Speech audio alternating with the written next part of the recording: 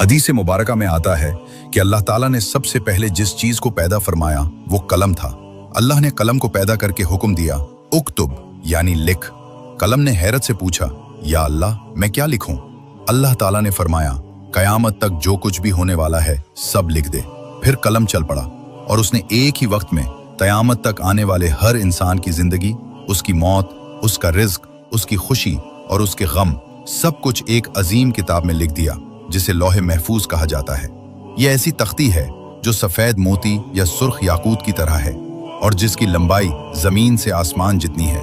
और इसे महफूज इसलिए कहा जाता है कि ना कोई शैतान, ना कोई फरिश्ता और ना कोई मखलूक उसमें एक लफ्ज भी बढ़ा सकती है और ना ही कम कर सकती है।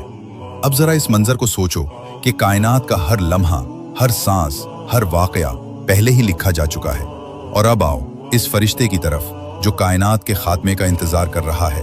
वो हैं हजरत इसराफील अलैहिस्सलाम। ये वो फरिश्ता हैं जिनका साइज ऐसा है कि उनके पांव 7वें जमीन से भी नीचे हैं और उनका सर अर्श के नीचे है।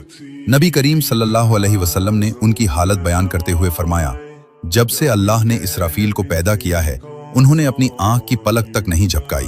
वो खौफ के मारे अपनी आंखें बंद भी नहीं करते कि कहीं ऐसा ना हो कि अल्लाह का हुक्म आ जाए और पलक झपकने की देर हो जाए।